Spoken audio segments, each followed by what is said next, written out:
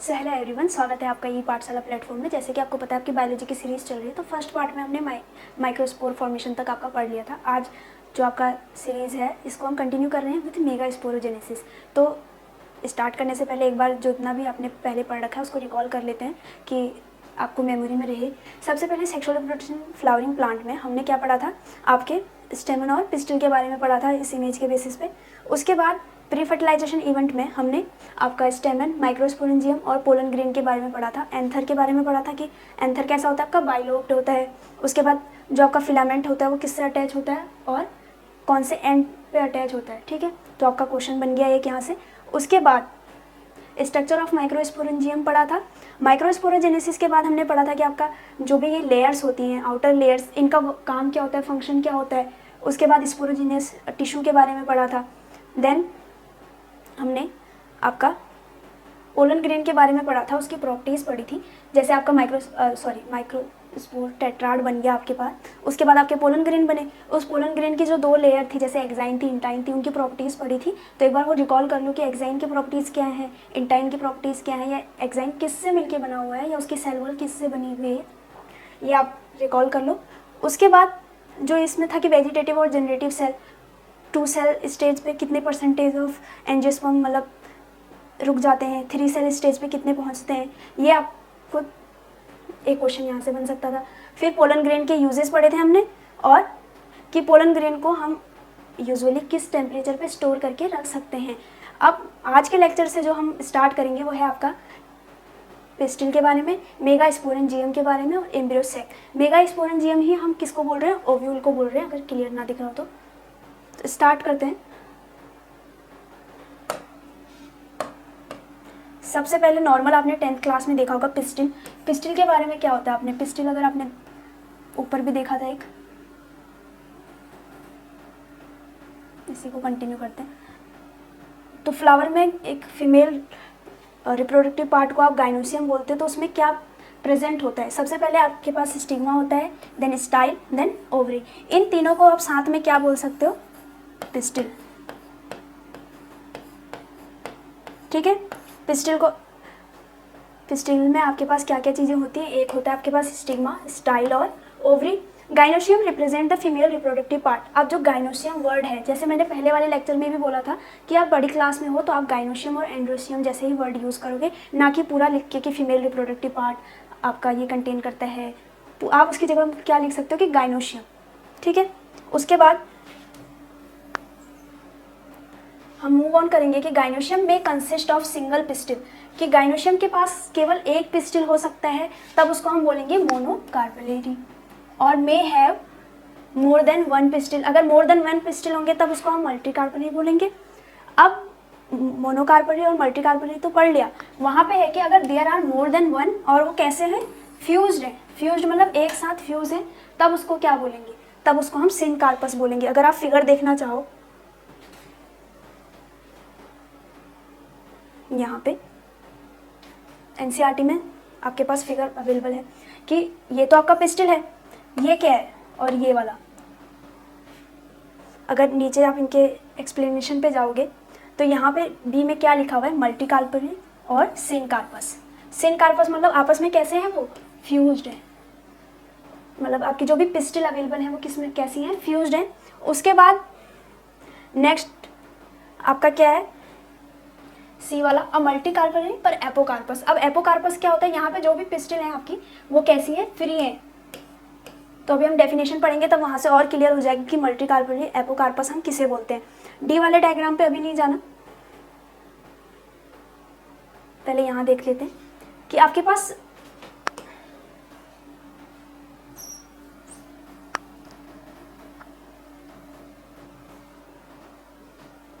ठीक है, अगर आपके पास फ्यूज्ड है और वो साथ में है तो उसको हम सिनकार्पस बोलेंगे। और अगर मे बी फ्री, अगर वो आपस में फ्री हैं, मतलब आपस में जुड़े हुए तो हैं पर फ्रीली जुड़े हुए हैं, तो उसको क्या बोलते हैं, एपोकार्पस। उसके बाद ईच पिस्टिल हैज़ 3 पार्ट्स, जो हमने अभी पढ़ चुका है कि आपके पास स्टिग्मा होता है, स्टाइल होता है, ओवरी होता है। तो आपके पास हर पिस्टिल के पास कितने पार्ट्स हैं? 3 पार्ट्स हैं। उसके बाद स्टिग्मा क्या काम करता है? स्टाइल के बारे में और ओवरी के बारे में। स्टिग्मा क्या करता है? Stigma serve as a landing platform for pollen grain. तो आपने 10th क्लास में भी ये पढ़ा होगा। और उसके बाद स्टाइल कैसा क्या काम करता है, कैसा होता है? आपका स्टाइल कैसा होता है? इलोंगेटेड सिलेंडर पार्ट होता है आपका बीनीथ द स्टिग्मा। स्टिग्मा के नीचे आपके पास एक सिलेंडर शेप में आप या फिलामेंट बोलो, पर जो आपका स्टाइल प्रेजेंट होता है वो मेनली पोलन ग्रेन की हेल्प के लिए होता है। उसके बाद इनसाइड जो तीसरा पार्ट है आपके पास वो क्या है? The vessels bulge part of pistil is ovary. Ovary कैसा पार्ट है उसका? बेसल पार्ट है और बल्ज्ड है। बेसल मतलब बेस पे है और बल्ज मतलब फुला हुआ या उभरा हुआ पार्ट है। उसके बाद यहाँ पे एक चीज़ इंपॉर्टेंट हो जाती है कि inside the ovary is the ovarian cavity. Ovary के अंदर आपके पास एक ओवरियन कैविटी देखने को मिलेगी जिसको आप लॉक्यूल बोल सकते हो, और यही आपको यूज़ करना है अपनी पेपर में या कहीं पे भी आपको अगर ओवरियन कैविटी के बारे में लिखना होता है तो आप उसको लॉक्यूल बोल सकते हो। उसके बाद है placenta is located inside the ovarian cavity. तो आपका जो प्लेसेंटा है वो कहाँ पे है? Inside the ovarian cavity. Next move on करते हैं। अब आती है इस 4th वाले स्ट्रक्चर की पार्ट। ठीक है, तो अभी 4th वाले स्ट्रक्चर है क्या? यहाँ पे जैसे chalaza pole, embryo sac, nucellus, inner integument, outer integument, micropylar pole, micropyle, funicle, hilum, ये सारी चीज़ें बता रखेंगे है क्या। तो अगर आप इसके एक्सप्लेनेशन पे जाओगे, D diagram view of typical anatropous ovule. तो जो ये डी वाला स्ट्रक्चर है क्या है आपके पास? ओव्यूल है। और ओव्यूल किससे अटैच होता है? आपका प्लेसेंटा से। ये बात आपको ध्यान रखनी है। जैसे arising from placenta are the megasporangia commonly called ovule. तो आप ओव्यूल को मेगास्पोरेंजिया भी बोल सकते हो, मेगास्पोरेंजियम भी बोल सकते हो। तो अब जो मेगास्पोरेंजियम है कहाँ से अराइज कर रहा है? प्लेसेंटा से। तो एक क्वेश्चन यहाँ से बन जाएगा आपका। उसके बाद जो ओव्यूल होते हैं ना ओवरी के अंदर, वो डिफरेंट या वेरी करेंगे हर ऑर्गेनिज्म में या आपके प्लांट में। सबसे पहले एक ओव्यूल जहाँ पे होता है वीट, पैडी, मैंगोज, या वीट मतलब आपके गेहूं में और आपके पैडी मतलब मेनली धान को आप पैडी बोलते हो। तो धान या मैंगो में आपको क्या देखने को मिलेंगे? ओनली एक ओव्यूल देखने को मिलेगा। मैनी में एग्जाम्पल क्या है? पपाया, वाटरमेलन और ऑर्चिड। तो जब आपसे क्वेश्चन पूछा जाता है तो आप उसके साथ अगर एग्जाम्पल भी लिखोगे ना तो आपका एक अच्छा इंप्रेशन पड़ता है टीचर पे। तो जब भी पूछें कि कहाँ पे ओव्यूल 1 होते हैं या ओव्यूल कितने हो सकते हैं, तो आप वहाँ पे इसको एग्जीग्रेट करके बता सकते हो कि आपके पास क्या है कि एक ओव्यूल किस किस में होता है? वीट, पैडी, मैंगो में, और मैनी किस में होते हैं आपके पास? वाटरमेलन, पपाया और ऑर्चिड में। उसके बाद अब मेगास्पोरेंजियम को हम अच्छे से पढ़ेंगे, उस ओव्यूल के बारे में जो आपको दिया हुआ था ना स्ट्रक्चर, उसके बारे में। तो मेगास्पोरेंजियम को ही हम क्या बोल रहे हैं? ओव्यूल बोल रहे हैं। Let us familiarise ourselves with the structure of typical angiosperm ovule. जो फिगर हमने डी वाली देखी थी वो किसकी थी? एंजियोस्पर्म ओव्यूल की। अब एक बात और ध्यान रखनी है कि जब भी एग्जाम में अगर आप ये स्ट्रक्चर बनाने को आता है तब आप वहाँ पे क्या मेंशन करोगे? Typical anatropous ovule. एनाट्रोपस क्यों? क्योंकि आपके 2 तरीके के ओव्यूल देखने को मिलते हैं। जो आपकी बुक में है वो एनाट्रोपस है, तो जब आप इसका स्ट्रक्चर या डायग्राम बना रहे होंगे तो वहाँ पे मेंशन करना ज़रूरी है कि आपने जो स्ट्रक्चर बनाया है वो एनाट्रोपस ओव्यूल का है। उसके बाद अब वहाँ पे हमने अलग अलग स्ट्रक्चर पढ़े थे, मतलब उनकी लेयर्स पढ़ी थी और कुछ ऐसे नाम पढ़े थे जो डिफरेंट हैं। सबसे पहले कि आपका एंजियोस्पर्म ओव्यूल था वो, और एनाट्रोपस ओव्यूल भी बोल सकते हो।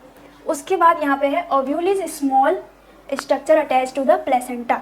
तो अराइज कहाँ से हो रहा था? प्लेसेंटा से। तो अटैच भी किससे है? वो प्लेसेंटा से। By mean of stalk called funicle. तो किसकी हेल्प से अटैच है? वो फ्यूनिकल की हेल्प से। अब यहाँ पे body of ovule fuses with funicle. जहाँ पे ओव्यूल की बॉडी फ्यूज कर जाएगी आपके फ्यूनिकल के साथ, उसको हम क्या बोलेंगे? हाइलम, या उस रीजन को हम क्या बोलेंगे? हाइलम। दस hilum represent the junction between ovule and funicle. तो अगर क्वेश्चन बन जाएगा कि the junction between hilum and funicle और ओव्यूल, तो आप क्या लिख सकते हो? हाइलम।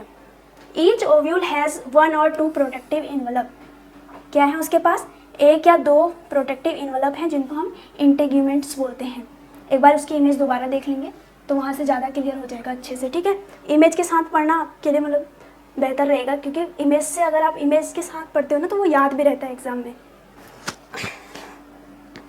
तो यहाँ पे आपके पास हाइलम है, ये फ्यूनिकल है। फ्यूनिकल और आपने जो पढ़ा था ओव्यूल, जहाँ पे वो रीजन मिल जाते हैं उसको हम हाइलम बोलते हैं। जो आपका ये स्ट्रक्चर यहाँ पे जुड़ गया है ना, तो इसको हम क्या बोल रहे हैं, हाइलम। उसके बाद इंटेग्यूमेंट है। इंटेग्यूमेंट क्या है, कवरिंग है दो, एक है आपके पास आउटर इंटीग्यूमेंट और एक इनर इंटीग्यूमेंट। आउटर वाला ये रहा, इनर वाला ये रहा। उसके बाद ध्यान से देखना कि जो एरो पॉइंट हुए ना वो किस पार्ट पे पॉइंट हुए, ठीक है। इंटीग्यूमेंट के बारे में हमने पढ़ लिया। उसके बाद यहाँ पे integument encircle a nucellus except at tip where a small opening called micropyle. तो ये बोल रहे हैं कि जो इंटीग्यूमेंट है वो एक पार्ट को छोड़ के इन सर्कल करते हैं ओव्यूल को, और जिस पार्ट को वो छोड़ते हैं उसको क्या बोलते हैं, माइक्रोपाइल।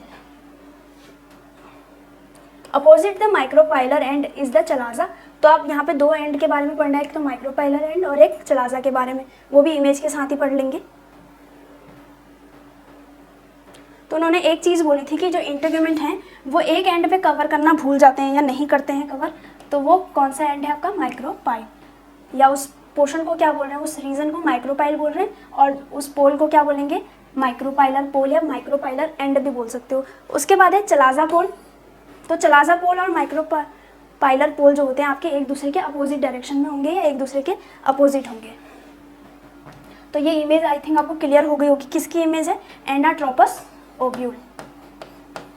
अगर एग्जाम में आता है बनाने के लिए तो आप एनाट्रोपस ओव्यूल ही लिखोगे उसके नीचे, जब आप डायग्राम के नीचे लिखते हो ना। उसके बाद हाइलम क्या है, फिनिकल क्या है, माइक्रोपाइल क्या है, आपका एक रीजन है जहाँ पे इंटीग्यूमेंट क्या कर रहे हैं, ओव्यूल के न्यूक्लियस को कवर नहीं कर रहे हैं। उसके बाद एम्ब्रियोसेक तो आपका न्यूक्लियस से ही अराइज होता है। चलाजा पोल और आपका इनर इंटीग्यूमेंट और आउटर इंटीग्यूमेंट, इनके बारे में हमने पढ़ लिया, ठीक है। अब है enclosed within the integument is a mass of cell called nucleus. तो जो आपका इंटीग्यूमेंट था उसके अंदर से एक मास या वहाँ पे एक मास क्या होता है, बंधा हुआ होता है, उसको क्या बोल सकते हो, nucleus. Cell of nucleus have abundant reserve food material. अब न्यूक्लियस के बारे में एक प्रॉपर्टी आ गई कि कैसा होता है, उसके पास क्या होता है, abundant food reserve food material होता है। Located in the nucleus is the embryo sac. अब न्यूक्लियस में क्या आपका सिचुएटेड या लोकेटेड रहता है, वो है एम्ब्रियोसेक। तो फीमेल गैमेटोफाइट आपका क्या होता है, एम्ब्रियोसेक। तो फीमेल गैमेटोफाइट में आपके पास एम्ब्रियोसेक आ गया, और मेल गैमेटोफाइट में पोलर ग्रेड, ठीक है। तो जो एम्ब्रियोसेक है यहाँ पे लिखा भी हुआ है कि फीमेल गैमेटोफाइट होता है। Ovule generally has a single embryo sac formed from megaspore. तो ओव्यूल के पास क्या होता है, एक सिंगल एम्ब्रियोसेक होता है, जो किससे बना होता है, मेगास्पोर से। अब हम वो प्रोसेस पढ़ने जा रहे होंगे कि मेगास्पोरोजेनेसिस होता कैसे है।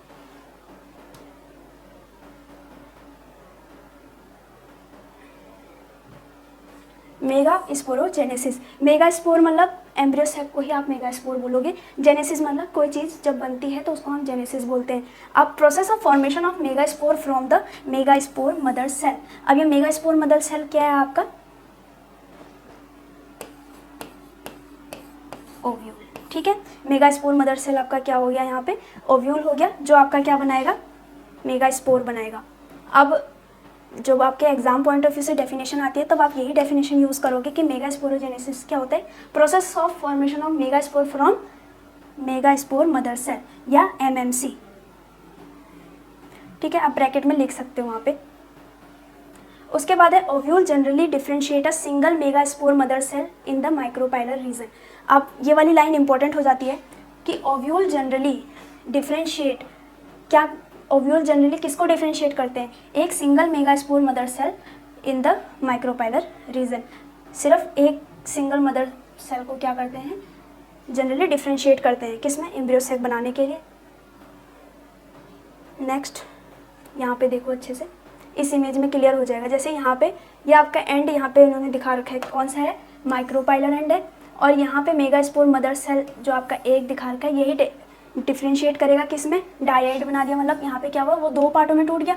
यहाँ पे टेट्राड बना दिया, यहाँ पे कितने पार्टों में टूट गया, 4 पार्टों में। अब इन 4 पार्टों में से एक पार्ट जो होगा वो क्या करेगा, एम्ब्रियो सैक बनाने के लिए जाएगा।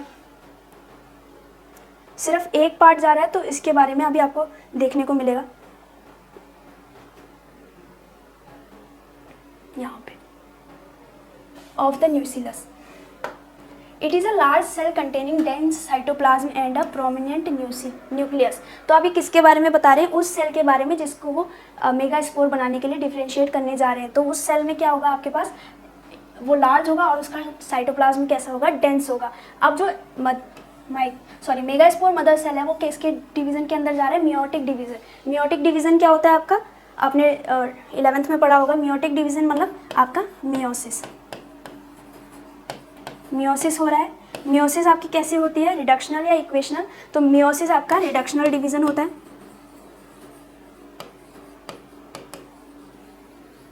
तो यहाँ पे आपका मियोटिक डिवीजन होगा, तो आपका मतलब मियोसिस हो रहा होगा।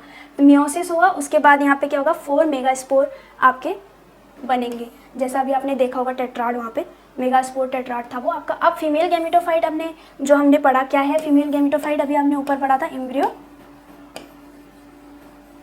सैक। फीमेल गैमेटोफाइट आप उसके बारे में पढ़ेंगे। In a majority of flowering plant one of the megaspore is functional. तो जो हमने 4 यहाँ पे ऊपर देखे थे ना अभी इमेज में, ये वाले 1 2 3 4, इन 4 में से सिर्फ एक जो होगा वो कैसा होगा, फंक्शनल होगा। फंक्शनल मतलब वही फीमेल गैमेटोफाइट या एम्ब्रियो सैक में क्या हो जाएगा, डेवलप हो जाएगा। उसके बाद this method of embryo sac formation from a single megaspore is termed as monosporic development. अब मोनोस्पोरिक का मतलब सिर्फ एक ही जो आपका गैमेट था या जो भी आपका फंक्शनल मेगा स्पोर था वही आपका क्या करेगा, ग्रो करेगा या फीमेल गैमेटोफाइट में डेवलप होगा।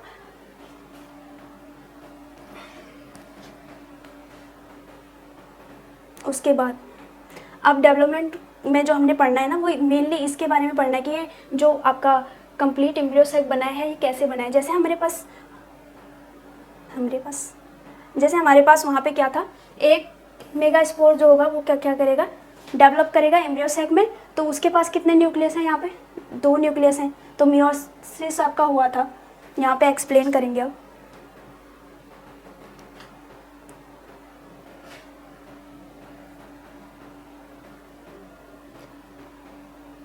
The nucleus of the functional mega spore divide mitotically. तो आपका मियोसिस हुआ था, उसके बाद जो न्यूक्लियस होगा आपका मेगा स्पोर का वो क्या करेगा, डिवाइड करेगा माइटोटिकली। माइटोटिकली मतलब आपके पास अब पहले एक न्यूक्लियस था, अब 2 न्यूक्लियस आ जाएंगे। उसके बाद वो जो 2 न्यूक्लियाई बने ना वो क्या करेंगे, move to the opposite pole. अगर आपने इमेज देखी होगी अभी ये वाली, यहाँ पे देखो 2 न्यूक्लियस बने और दोनों क्या हो गए, अपोजिट पोल पे मूव हो गए। उसके बाद नेक्स्ट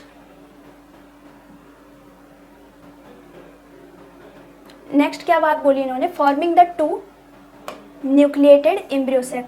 अब वहाँ पे जो एम्ब्रियो सैक हो गया वो कैसा हो गया, 2 न्यूक्लिएटेड, मतलब वहाँ पे क्या प्रेजेंट हो गए, 2 न्यूक्लिया प्रेजेंट हो गए। उसके बाद 2 more sequential mitotic nuclear division result in formation of 4 nucleated और लेटर 8 न्यूक्लिएटेड। वहाँ पे क्या हुआ है, 2 मोर माइटोटिक न्यूक्लियर डिवीजन हुए हैं। तब वो कैसे हो गए, पहले 2 न्यूक्लियर थे, फिर 4 हुए, फिर 8। समझ गए। तो ये क्या हुआ है, माइटोटिक डिवीजन हुआ है। और माइटोटिक डिवीजन कैसा होता है आपका, equational.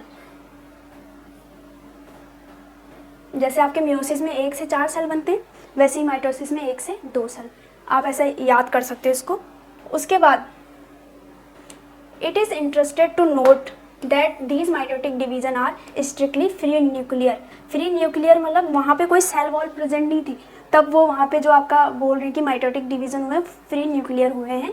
Nuclear division not followed immediately by cell wall formation. जैसे ही आपका न्यूक्लियर डिवाइड किया वैसे ही आपकी सेल वॉल फॉर्मेशन नहीं हुई है वहाँ पे।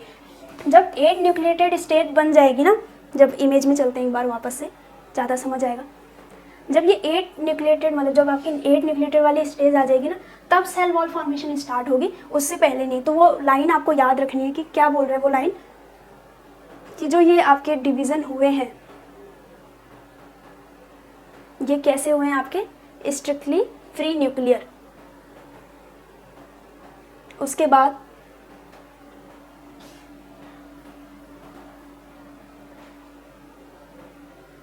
After 8 nucleated states, cell wall are laid down, leading to the organization of typical female gametophyte.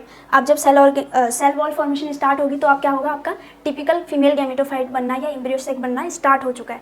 अब जो आपको मेन पढ़ना है वो पढ़ना है कि वो जो सेल थे या न्यूक्लियाई थे उनके बारे में पढ़ना है और कितने सेल होते हैं आपके वो पढ़ना है आपने।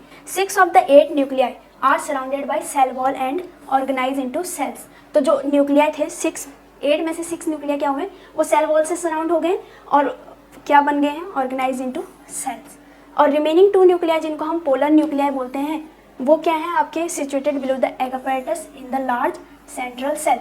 तो वो 2 न्यूक्लिया आपके कहाँ चले गए हैं, below the egg apparatus in large central cell. अब इमेज देख लो एक बार उसकी,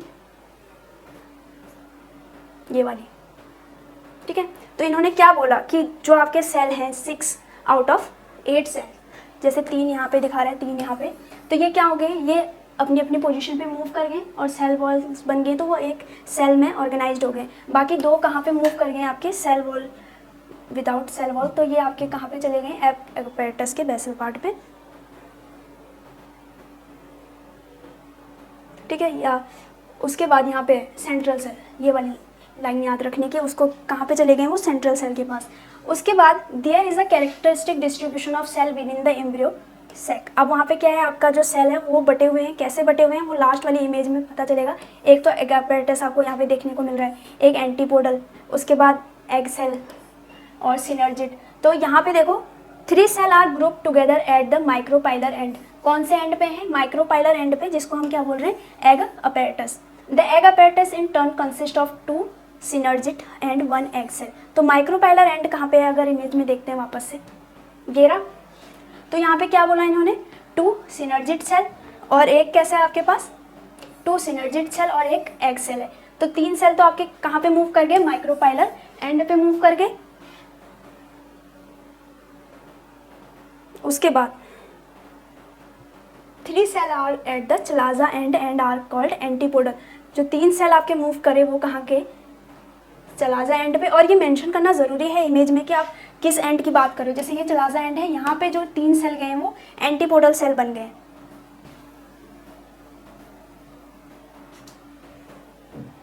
उसके बाद एंटीपोडल के अलावा आपको वहाँ पे क्या दिख रहा है, पोलर न्यूक्लिया दिख रहा है। तो ये वो 2 सेल हैं जो सेल वॉल फॉर्मेशन में जिन्होंने पार्ट नहीं लिया या जिनकी सेल वॉल नहीं बनी।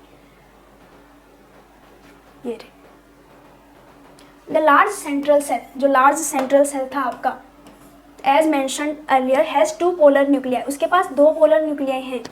कितनी न्यूक्लिया हैं, 2 पोलर न्यूक्लिया, मतलब 2 न्यूक्लियस एक साथ है उसके पास, सेंट्रल सेल के पास। तो हमारे पास टोटल 8 न्यूक्लिएटेड थे।